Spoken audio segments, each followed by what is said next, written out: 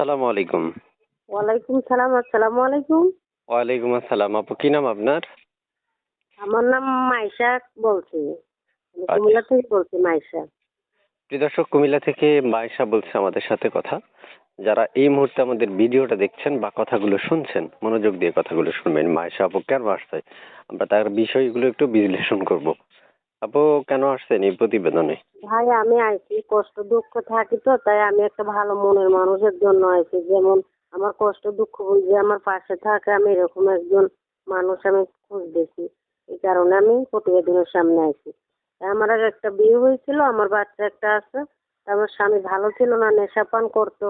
এই কারণে তার কাছ থেকে আমার ডিভোর্স হয়ে গেছে। আচ্ছা আচ্ছা। তো এই যে আপনি আমার সাথে কথা বলতেছেন, এই নাম্বারটা কার? এই নাম্বারটাই আমার ভাই। এই নাম্বারে ফোন দিলে আপনাকে পাওয়া যাবে হ্যাঁ হ্যাঁ, পাওয়া যাবে।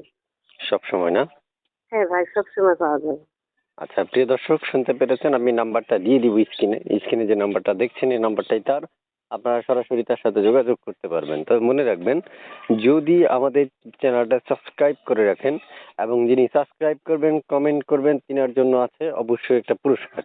এবং এই পুরস্কারটা আমি আগামী অর্থাৎ 3 ফেব্রুয়ারিতে আপনাদের জন্য রাখি। তো অবশ্যই যারা এই মুহূর্তে কমেন্ট করেন নাই তারা এখনই কমেন্ট করে রাখবেন। আপু শুনতে চাই, এই যে আপনি ভালোবাসার মানুষের জন্য আসছেন, কেমন বয়স? জি ভাই, যেমনই হোক না কেন বয়স, সে ভালো মন নিয়ে যে আমার পাশে থাকবে, আমিও তার পাশে সারা জীবন থাকবো, এরকম। আর আমার একটা কথা হচ্ছে ভাই, যে খারাপ চরিত্র নিয়ে যেমন আমাকে মনকে এরকম কেউ দেয় না, আমি এটাই আর কি চাই। যেমন ভালো মন নিয়ে আমার পাশে এরকম একজন মানুষ থাকে, এটাই আর কি।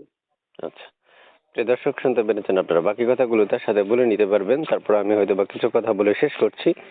তো আপু শুনতে চাই, আপনি মানে পড়াশোনা কতটুকু করেছেন? বা আগে বিয়ে শাদী হয়েছিল? ভাই হ্যাঁ, বিয়ে শাদী হয়েছিল। তা আমার স্বামীটা নেশাপান করতো, আমাকে মারধর অত্যাচার করতো, তো তাই আমি এখন চলে আসছি আমার বাবা মার কাছে, এখন আমি থাকি।